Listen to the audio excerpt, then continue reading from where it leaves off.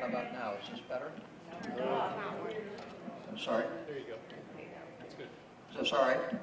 Right there. Yes, I have a couple of questions. Mr. Ferguson, you indicated that this permit is only for materials coming out of Buckeye biogas. And the amount of sludge, sewage that is generated by Buckeye biogas is how much? I'd like to know what that capacity is that's currently being produced. We can't respond to questions during testimony, sir. This is strictly a listening period, so if you ask that question, it'll be responded to in writing. But this portion, the public hearing, is like a court hearing. We can only listen to what you have to say. All right. Okay? Thank you. All right. I did not indicate that I wanted to present testimony. I was asking a question. I apparently filled out the wrong card. I understand, but this is the hearing, so we will respond to your question in writing. The amount that's produced by Buckeye biogas is very, very insignificant compared to the capacity of the proposed lagoon. The proposed lagoon is 10 million gallons. Buckeye biogas produces substantially less than that.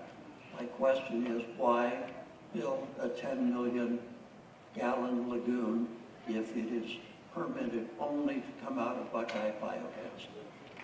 Okay, thank you, sir.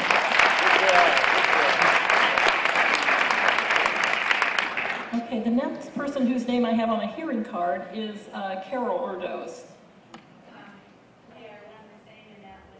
Berkwitt, B-E-R-K-W-I-T-T. The reason I'm here is I don't live in your area. Sure, please face the microphone, sir.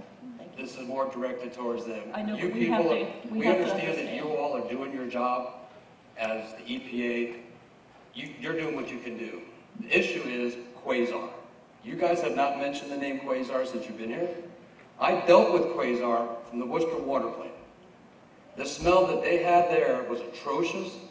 I turned around, ended up going to city council 2 or 3 times, and what ended up happening was the city of Worcester bought them out, and they're gone. Since they've left, there is no smell, whether from the lagoon or from their biodigester.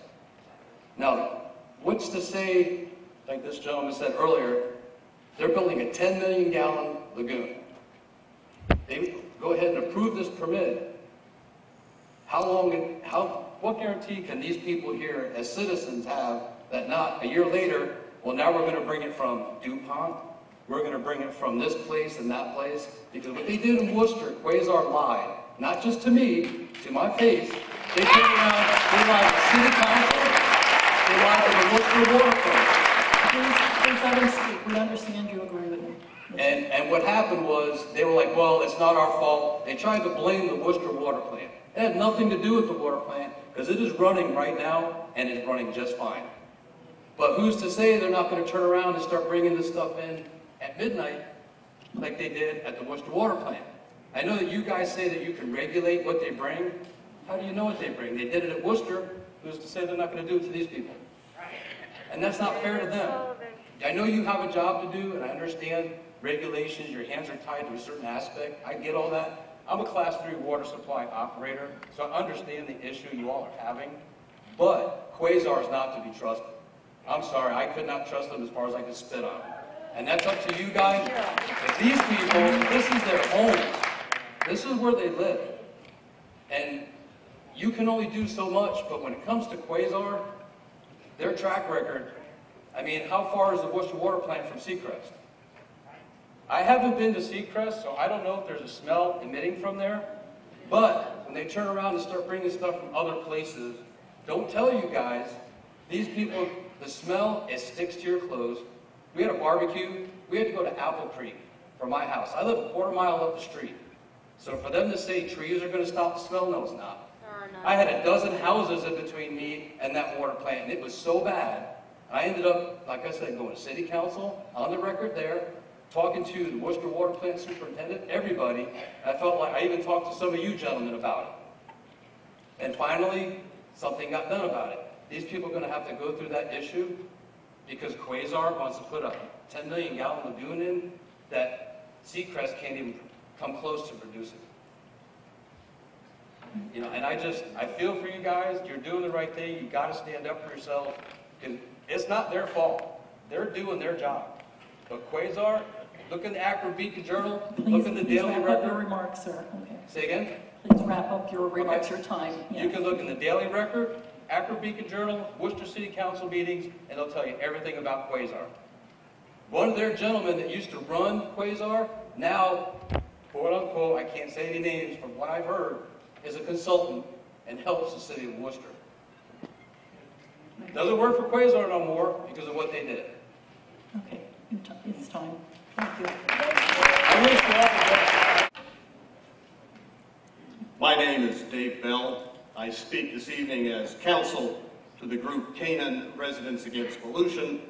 We have prepared written comments on the PTI application that's the basis for this hearing, and we will submit that this evening. I do not propose to read all 15 pages, just a couple of comments. I would note that as a matter of public health, I did not bring any Class A or Class B biosolids tonight.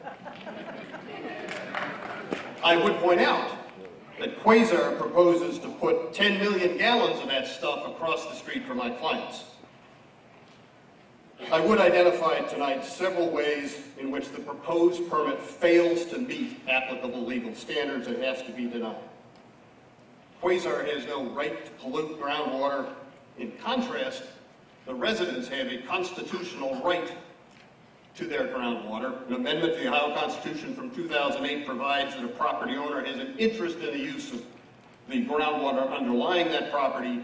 The state does not have the power to take that right away, and so it is a constitutional imperative that whatever happens in the permit process, that groundwater is protected, and as proposed, this permit cannot be issued.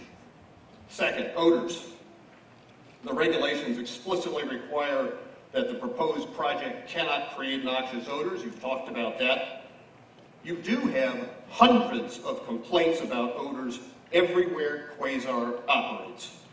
You don't need to wait for odors to prescribe requirements to prevent them. You know they're going to be there. You can put those requirements into the permit as it is issued. Our written comments lay out a series of steps that need to be required in any permit that is issued, including precise control over the source of sludges, atomized odor control systems around the pond, and other steps. Third, I use Ohio EPA's wonderful website to look up documents, and I searched for the notices of violation issued to Quasar over the last 3 years. I got 89 hits. A couple of those are duplicates, but a lot of them have 3, 4, 5, 6 violations each. This is not a small number of violations. Despite that history, and despite statutory penalties of up to $25,000 per day per violation, $97,000 for federal violations, we found no indication that Quasar has ever paid a fine. We would ask that EPA refer these continued compliance failures for appropriate enforcement. Quasar appears to have obliterated the wetlands that were on the project site. Prior to the receipt of the wetlands permit that Quasar knew it needed and applied for, that looks to me like a deliberate violation and should be enforced accordingly. Finally, this project lacks an air permit. As explained in more detail in our written comments, the proposed project would necessarily have maximum potential air emissions far exceeding the threshold for requiring an air permit. Yet no air permit has even been applied for, let alone issued. The fact that there's no smokestack does not matter. Under 3745-3102, air permits are required for any source that has the potential to emit more than de minimis amounts of air contaminants. Ponds are routinely permitted under the air regs, and this one should be no exception. In summary, this project cannot, under Ohio regulations, be approved as has been proposed by Quasar. The Canaan Residents Against Pollution ask that Ohio EPA continue to be in contact with us so we can continue to monitor the progress of the agency's decision process on this proposed lagoon. Thank you. Thank you, Mr. Bell. Hope Ream, R-E-A-M. They mentioned about the violations, and which I also did find. I know back in January 12th of 2017, the village of Sheffield, they had 200 complaints that was sent to you guys from the Attorney General's office. The Attorney General's office had filed a lawsuit against them. Also, there were other violations on February 23rd of 2013. Fairfield County, where there was the lagoon was overflowing with biosolids. Numerous cracks and holes. Large amounts of plastics. Shredded utensils. Bottle caps. And other manufacturing items. Trucks leaving biosolids all over the ground, and they had a fence that was surround the lagoon, but it had 2 openings. They went back again on February 7th, or not February 7th, I'm sorry. They went back again to inspect it to see if it was fixed. It was not, so they had another notice of violation. I guess my biggest problem is, why do you all wait till something happens before you can do anything?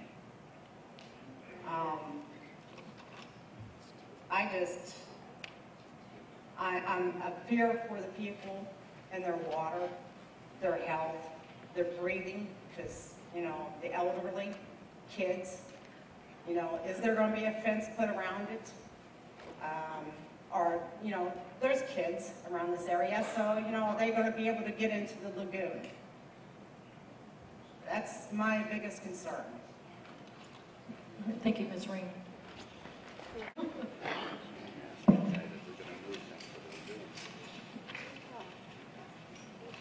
So my name's Jody Tincher.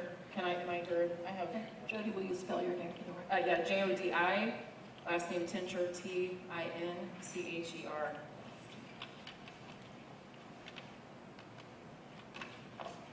So I have a series of questions and statements, okay? I would like to know what locations at the proposed lagoon site were requested to supplement the original geology report. Quasar had all the trees cut and dropped, so the company came out to do the samples. They were unable to get into the middle of the property with their equipment. They took samples from the perimeter, which I did take pictures twice and sent to Chad Ferguson. Did they need the samples from the actual lagoon site, or were they looking for the perimeter and the wetlands? I would like to know that. And I do formally request a specific analysis, and I know that you all will do that, of the new information as it pertains to the geology report. I would like to know, what is your plan to maintain the integrity of the clay liner while it's exposed to the sun and weather during the fill time? According to my math, the data that was supplied by Quasar, which Quasar says 3 trucks a day, may be a slight increase, and they're going to haul approximately 15,000 to 18,000 gallons a day. That's going to take somewhere around 2 years to fill. Won't it crack as it's sitting in the sun, waiting for all this stuff to fill? I mean, this is a clay liner. What about the animals entering the empty lagoon? The groundhogs burrowing holes, other things digging, and pretty much fracturing the integrity of the clay. What is your plans for the tree roots that will heave up the clay liner in search of water and nutrients? I understand your canopy theory, however, if there's water and if there's nutrients, roots will go. And we all know that because it's heaved up concrete, steps, everything around our homes. It's even, you know, ruined foundations. What about the trees that will fall into the lagoon? You guys really need to get out there and see what this looks like. What is the management plan for that?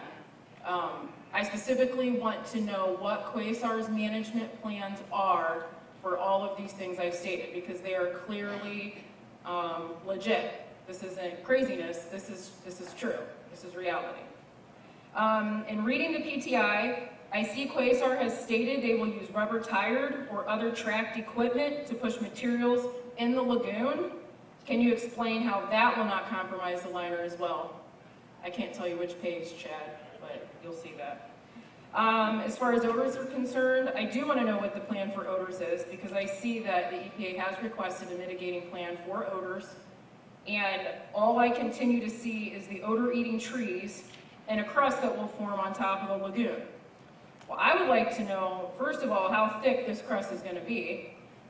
When will the crust form, considering the length of time it's going to take this thing to actually fill, not even taking into consideration precipitation. Quasar's track record regarding compliance and odors is questionable. You, meaning Quasar and the EPA, admits that you use improvements, like you decide if the odor complaints have reduced after you've told Quasar, hey, you need to be doing this. If you don't get odor complaints anymore, that's how you decide those complaints. That's how you decide that they've now complied and things are doing better.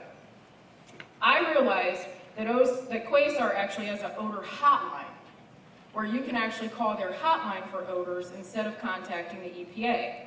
I would like to know how many calls they get instead of going to you, because I'm assuming they probably hand that out in hopes that nobody calls the EPA. And how many people have just plain given up because nothing's ever getting done. I don't like to see the comparison of land application odors to a permanent 10 million gallon storage lagoon. I find that ridiculous, because land application is land application. You can do it for a specific period of time. The odors are there for a day or so and it's gone. This thing's 24/7 with continued trucks coming through. So I'm not really, that doesn't work for me. I would also like to know if Ed Wilkes has come out to see the wetlands yet, which I think you've indicated he has not, so I'll be curious to see that. I would like to know how you can say the Class B sewer sludge is safe and benign fertilizer when you are unable to identify what all is in it.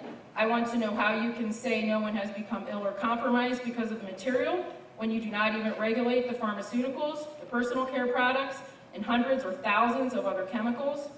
The CDC does disagree, however. I'm going to attach, if you don't have time to read it, I will attach a copy of their report identifying the documented health risks for workers and those who will have long-term exposure to the Class B biosolids. This lagoon will be a permanent fixture of this community. Unfortunately, unless you have facilities allowing the tankers and handlers to properly clean equipment at the site using proper hygiene, the residents of this community are at risk due to the materials being spread onto roads and elsewhere. I would like to know how long this lagoon is to be in operation, because I'm confused on some of the laws. Okay. Jody, please wrap up your remarks. Okay. Thank you. According to the laws, there is a difference in a storage lagoon and surface disposal. The lagoon is labeled as wild storage lagoon. So when you look at the law, it says the storage lagoon is to only be in operation for no more than 2 years. So I'm trying to understand which law is governing this, because if it's only 2 years, is that all their lease is for? What I need to know which law that's happening. Conclusion. I would like to say that placing this lagoon in a location where it can be seen from the road, close to people's homes, and located on our aquifer is terrible. The residents here are expected to accept this. Odors are a well-documented problem. The odor mitigating plan is trees and crust. That all itself is ludicrous. No one can guarantee property values will not decline because it is highly probable. The pathogens in this lagoon will inevitably be transferred to the road and other locations. When reviewing the definitions, and I just want to make sure this is clear, manure under Ohio law writer is animal excrement, and sewer sludge means a solid, semi-solid, or liquid residue generated during the treatment of domestic sewage. Any treatment works as defined in section 111.01 of the revised code. Sewage sludge includes, but is not limited to, scum or solids removed in primary, secondary, advanced wastewater treatment processes. What it doesn't include is animal manures, okay? So for people that want to continue to say the animal lagoon is the same as the sewer sludge biosolids lagoon, this isn't correct. This isn't right. So pretty much comparing farmers to that is just not right. I also want to say you do not have to be a farmer to have this.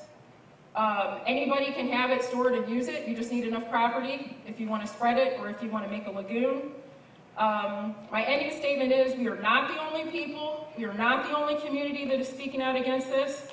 I want everyone to hear our voices, which I know you are, and I would love to see some sort of change happen. I realize that maybe you can't do that, but all of us needs to come together and have lawmakers and understand that this just isn't okay. This isn't okay. My name is Charles Danchik, D-A-N-C-H-I-K, and I'll be really, really brief. A number of the questions that I submitted earlier are the ones that you answered about drag out and what's going to be done about odors, some of those situations. And my concern that I want to bring up is that every single one of the answers deal with what happens after the fact. And there's no, lost my words. Preventative, it's all reactive, not proactive. That's what I was looking for. Every single answer dealt with a reactive solution, and that allows them to do what they want, put in the lagoon, and then deal with fines and whatnot that are just sort of a slap on the wrist for a company of this size. Really would like to see some sort of proactive solution. All right, thank you, sir.